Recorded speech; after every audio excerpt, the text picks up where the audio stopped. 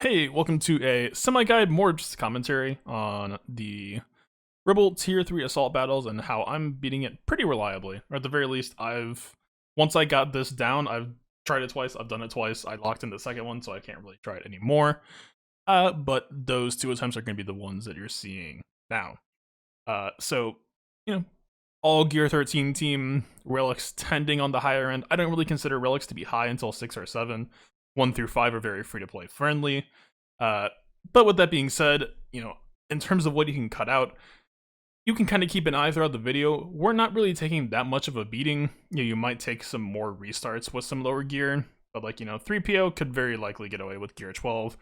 He's not taking a whole lot of pressure. R2, of course, the Relic 5 helps with the number crunch stat share, but I reached wave 8 with plenty of other teams without him being there. I don't think you're necessarily going to have a bad time. And then from there, Han and Chewie, great characters, very good Gear 13, or very good relics.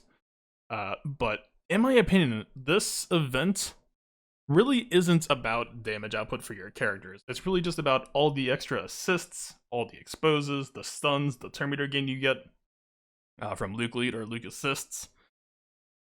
I don't think it necessarily, if you have a Relic 5, a Relic 3 Han or whatever, I don't know that it's actually going to matter that much. I'm not the person to be able to test that. I went into the event with what I had. I didn't gear up anybody for this event. This is just where my roster is at, very light side centric. But yeah, this is what I was working with here. But yeah, so going through the modding a little bit, I did move mods for some characters, but not all of them. So let's pull this up here. We've got a little bit changed for Luke, I think. I switched these two to be health set protection primaries. You'll notice not a whole lot of speed, and actually not even any speed on this one. And then, some pretty solid speed here. Crit avoidance arrow. He's guarded. Why did I?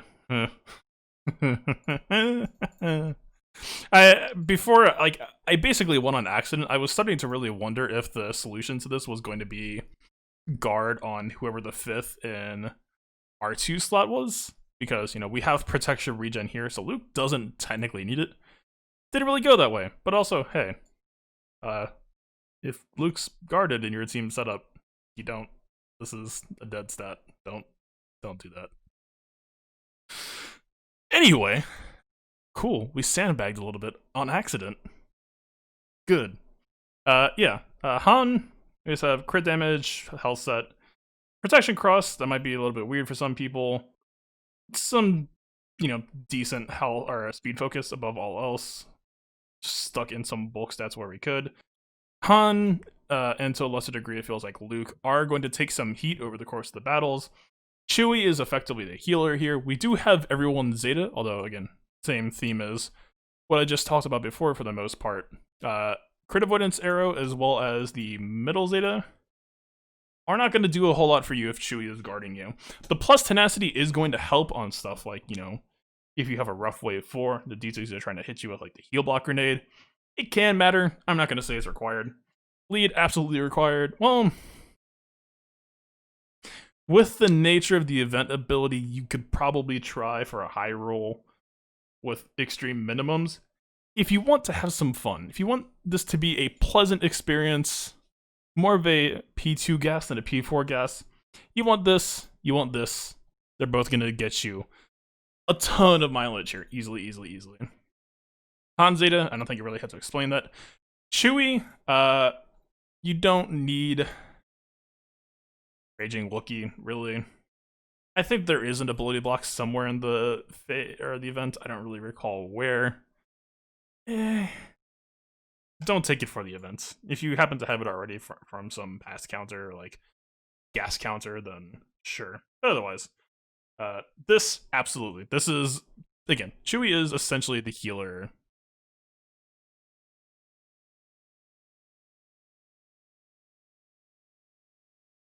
Did we steal? Huh. Alright, I guess Chewbacca was missing a triangle as well. Good stuff. It's 4 in the morning. I shouldn't be recording right now. Hell yeah. Alright, well, I mean, technically speaking, that triangle went onto R2. R2 gives the health back out. He's a man of the people. It was all just a strategic plan to help R2 provide better for the community. Chewie's a giving type, okay? For R2, we're going very, very, very heavy health stack. Speed secondaries, but like, you know, speed as a secondary instead of a primary on the arrow. And everything else is, you know, just kind of whatever. Like, potency is definitely worth sneaking in if you can. He does provide himself some extra, but it's hard to know what the character's event stats are, so yeah, bring it if you can. But on top of that, 3PO, I think we have double protection with a speed arrow. This actually probably could or should be a potency cross, although I really didn't notice that much of a consistency issue. Then again, in most ways, I was beginning with the special, so this was popping up to 141 plus all of that extra rebel goodness. It didn't really seem to matter. I don't think this health mattered either. It's fine. If you had to choose between protection and health, probably lean health. You know, because the event ability will give you health back, it will not give you protection back, and Chewie isn't guarding C-3PO. And yeah, that's there's some holes in here now that I'm going back and looking, but you know what? That just means that this could be even better. Don't be me, be better than me. Half asleep YouTubers are what you grow beyond. Alright, onto footage. Jumping on in, you probably know this song and dance by now. All we're really going to be doing in this first wave is popping our retribution moves, and then the rest is just going to go from there. Let's just go on down the line. Also, one thing really worth noting for R2, in my opinion, is if you have this translation, Zeta, that gives him an automatic translation at the start, it means that even if you get a bad preload entry into a wave, let's say here, okay, pretend that this isn't here. We can toss this translation on Han, and suddenly we've got the Han double assist, and we've got R2 basically as an assist for free, and you know, that's potentially going to give us CLS lead turn meter as well.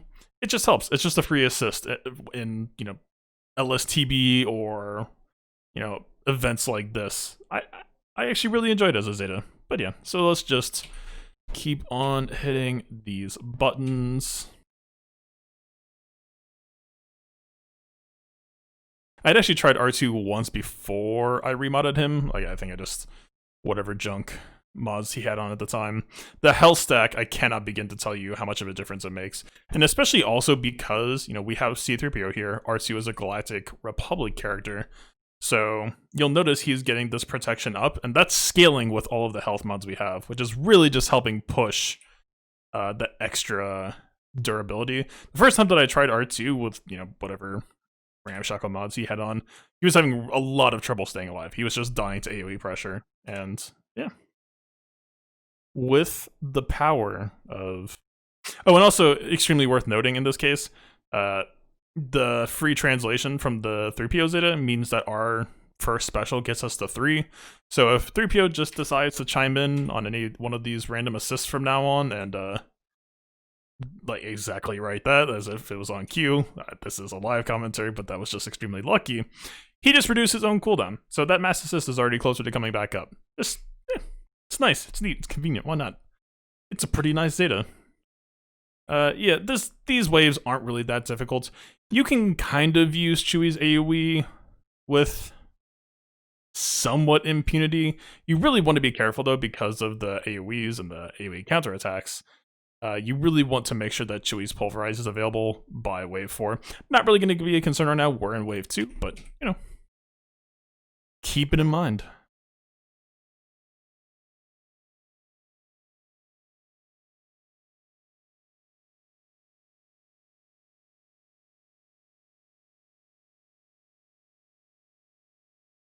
Just waiting for the counterattacks to come right along. Hey, remember the part where we said that we would get Chewie AoE back in time? We didn't. That mass assist actually cost us a lot. It doesn't matter though. Wave 3 isn't exactly high pressure either. 1 through 3, you know, you've just got all of these Mega Troopers, Sand Trooper.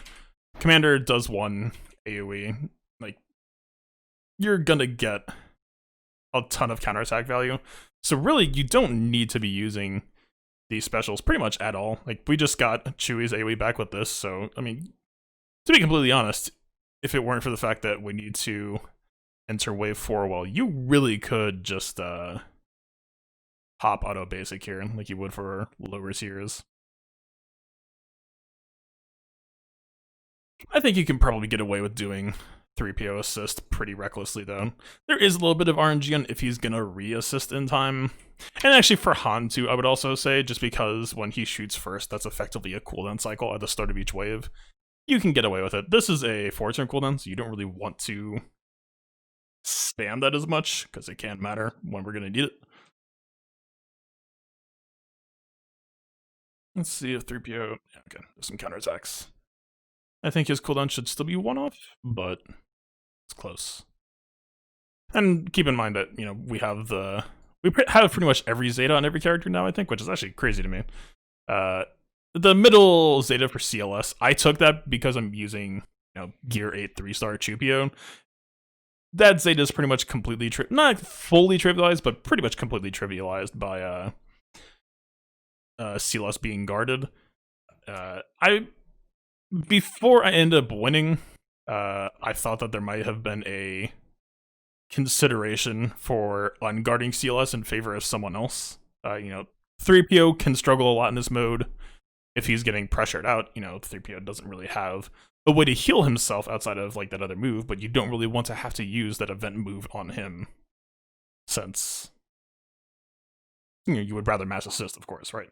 I don't think that's a crazy thing to say. So the main thing you need to know is that shooting Krennic is going to feed the DT's turn meter. And because we have Chewie's AoE, ideally you want to enter this wave with some pretty good turn meter on Chewie, because we're really just kind of waiting for Chewie to do his whole deal. This is where R2's really going to start to shine, although it's not going to be able to shine yet, because the DT grenade is just going to pull aggro off again immediately.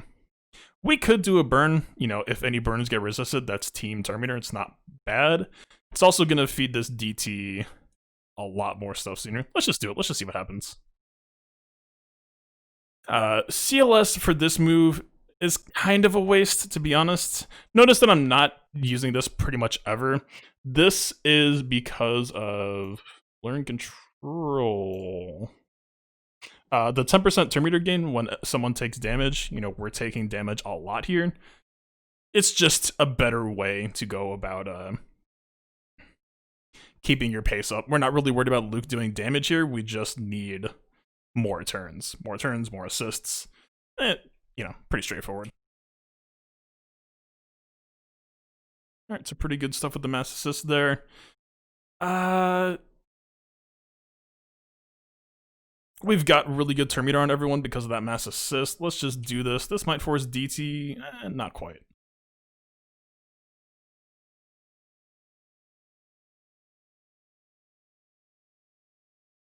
Let's see.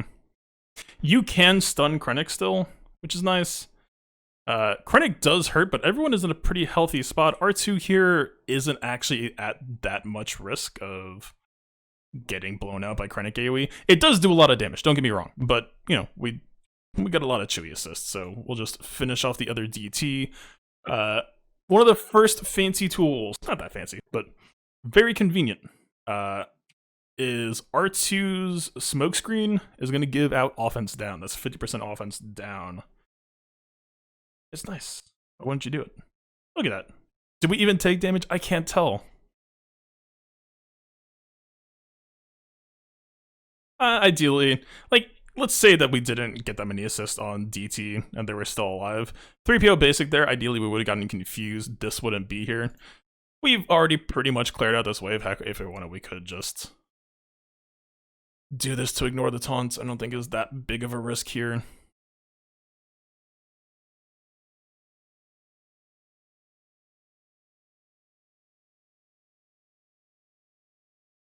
See, like, that's a really, really good amount of damage, and he has guard too. That's a non-crit. That's why you really want to, like, you have to get through the DTs quickly, because the DTs will hurt you as well pretty badly.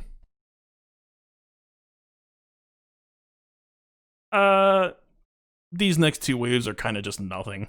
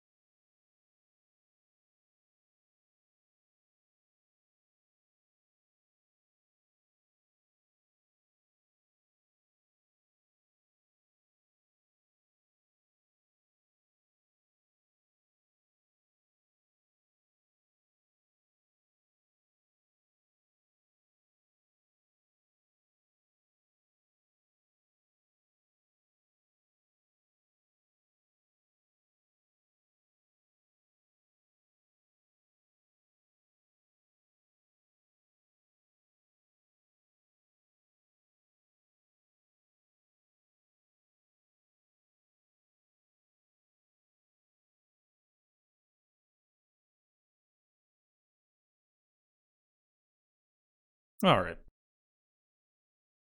And you can kind of see here, like, R2 is taking a bit of pressure. We're not spending any cooldowns here, of course, so like we could be moving faster, but in this case we just pop the event ability with R2. He'll build himself back up.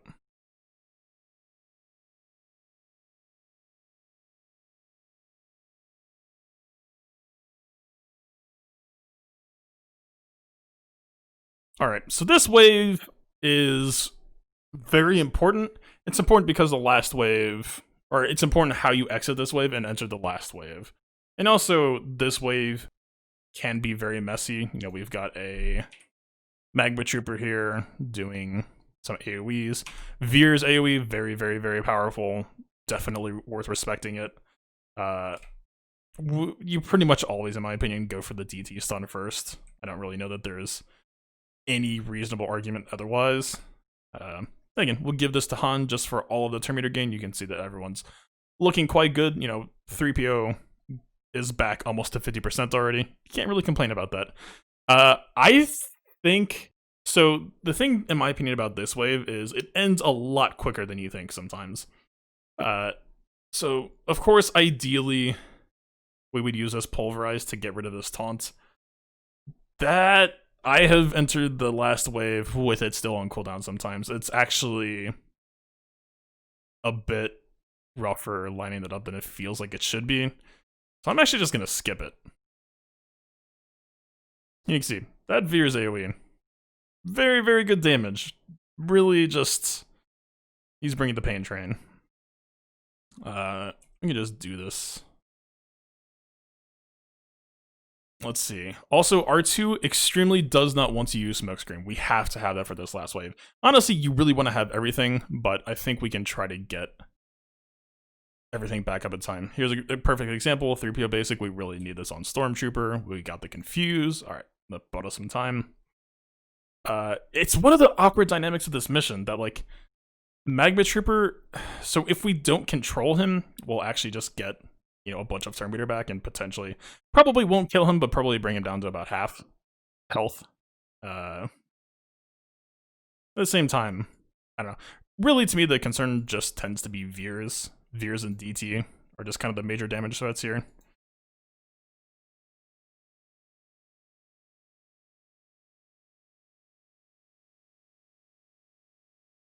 I wish he didn't even get that many exposes. It might have been because of the evasion. I didn't really keep an eye on it.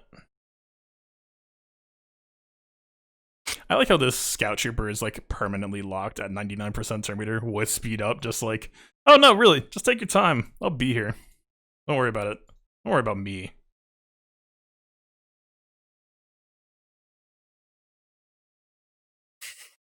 This poor guy.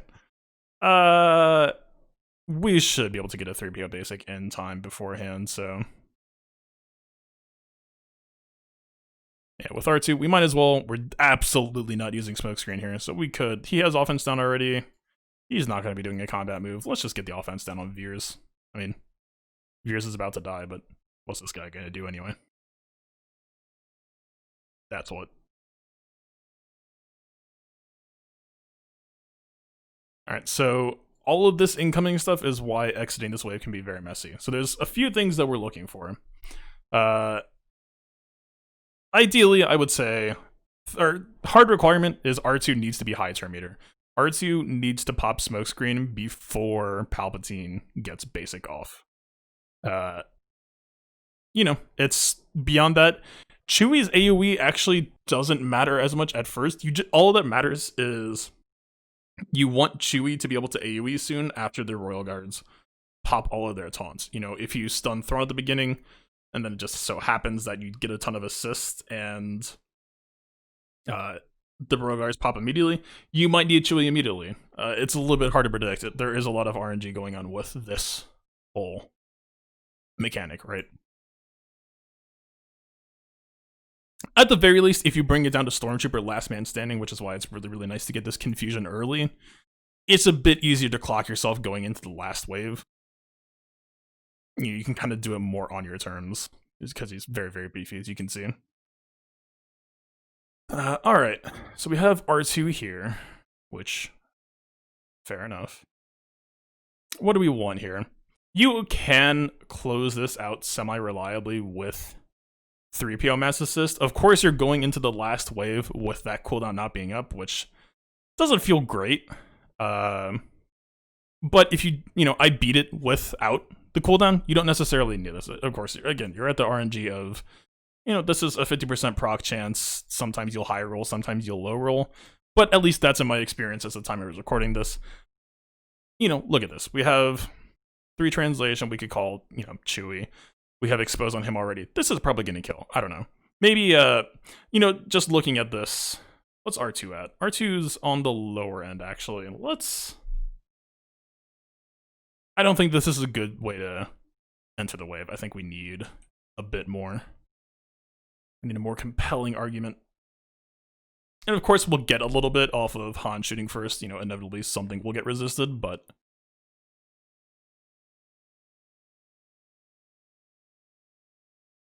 alright, we got R2 in a pretty high state. 3PO should be about 70%-ish. On Han's entering Terminator doesn't really matter because he's just going to lose it when he shoots first anyway. Han, I would guess, is technically the best character to end a wave with if you could choose. But it really just depends on the state of everyone else. Chewie's in a fairly low state. I don't think that's actually that big of a deal. The stun is nice, although the stun tends to fail. In my experience. Let's just... I think we just... What? We could just hit a basic, or... if we want some sick stuff, we could just pop call to action. We're going to cycle ourselves back around to 100%. Chewie will kill him with the expose plus his 20% health damage. That's not terrible. It's hard to tell with these sometimes. Right, this is pretty tempting, but also being in call to action is kind of just throwing, in my opinion. I really, really love the Terminator gain here. It's such a nice addition, so... I'm just gonna hit the button. I'm sorry. Forgive me.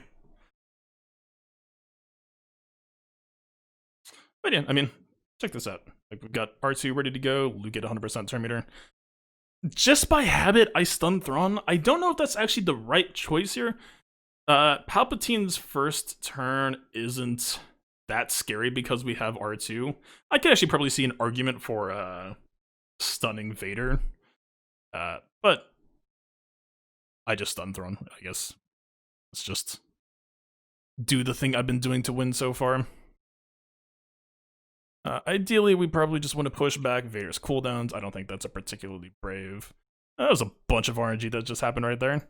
Yeah, again, event is very RNG based. And in my last run, I have it recorded. I could tack it on at the end of this. I don't think you necessarily need.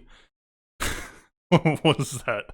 Chewie applying tenacity down, calling R2, stunning him. That was a pretty insane high roll, but at least I have footage of the other attempt as well. So in this case, last time what I did, again, like we did with Krennic in Wave 4, Vader is really the damage threat here. That's not to say that Palpatine doesn't do damage. Actually, in my experience before I started bringing R2 for this smokescreen, specifically for the foresight, actually. The stealth is nice. We can put the stealth on someone guarded. Usually Han, because Han's going to be more turn meter in my opinion. I guess it's 50-50, but Anyway, it's actually because of the foresight. Because whoever Palpatine does basic on first was just always a one-shot. It didn't matter what modding that I had. I think he also might target the squishiest person, because he always targeted Han here. With that being said, though, I mean, Vader's inevitably gonna get some damage off, so we might just want to, you know, I keep on wanting to say wiggle. This isn't BB-8. I'm so used to BB-8 being the offense down mechanic disher. We probably might as well, because Palpatine's not going to do damage his first turn, and the AoE does hurt, but it doesn't kill. So let's just get that resisted anyway. We had the best intentions. So if we do this, this is going to be a lot of Terminator for us. This is also very likely going to pop the Royal Guards. So ideally, we see that our Chewie is very, very close to 100%. This should get him there. And that will be good, because we need him to go.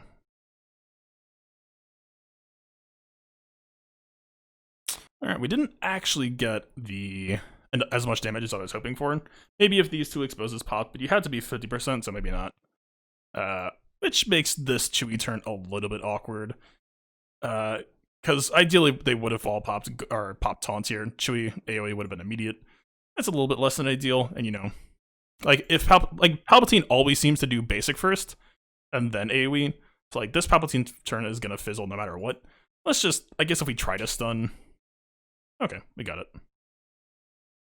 And then of course, because we put smokescreen on Han, the Royal Guards are all going to try to stun. It's not going to be able to do anything because we are in guard. Let's see. Thrawn is coming around rather quickly.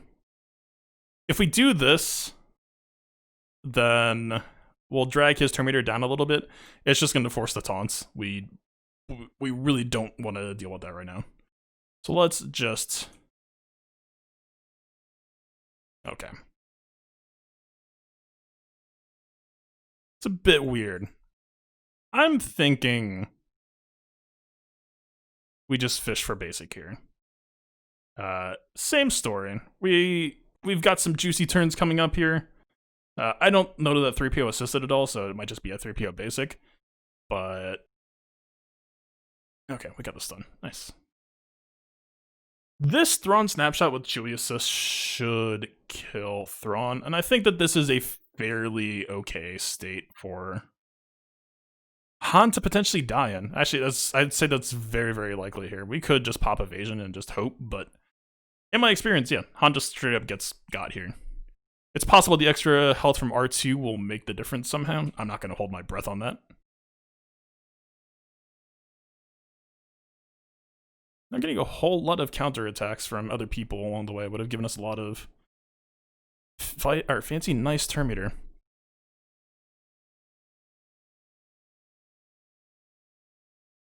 God, I feel like I can hear people saying like, "Oh, that you got really good RNG. This run doesn't count." Interesting. Palpatine actually doesn't use the basic there first. I guess that's a slight difference in play. So Vader, I would not be surprised if he's just going to straight up one-shot Han here. Let's try to just get some Terminator so we can get ahead of that a little bit. We are really not getting that many assists here this last wave. It's kind of crazy. I think we're fine. I don't think Vader can reverse sweep. I don't know if this Vader has MM. I'm gonna assume no. Let's just pop the AoE for some healing. That, you could argue that's a misplay, just because we're gonna need a lot of dispels here in a minute. R2, if any of these burns, like each of these potential burns is turn meter, we could just fish for another stun on Vader. We didn't get it, but... I mean, expose, 3 more potential exposes, this might just kill. Alright, that was anticlimactic. Huh. Alright, I guess that's just another win. So that's 2 for 2 now. I don't know. Guess since I'm probably just gonna clock this one in, it's like 4 in the morning, I would like to go to bed sometime soon after getting some work done. I don't know. Some people could say it's RNG. I'll stick in my other Wave 8 clear after this.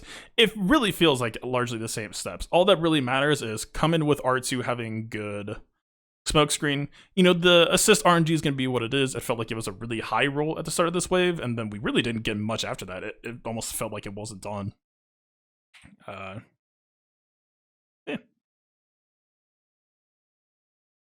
Make the red boys fall down. I guess because people have done this, I have to actually show the end of the reward screen, otherwise they'll say it's tier 2. By the way, with all of these mods moved around, I actually was testing some audio stuff and went into tier 2. Tier 2, like, after getting used to tier 3, tier 2 actually feels really, really easy. My team hasn't changed since then either. It's crazy what some good number crunch modding will do for you, I guess. Yeah, see? That there is tier 3. Alright. Hopefully that helps you a little bit.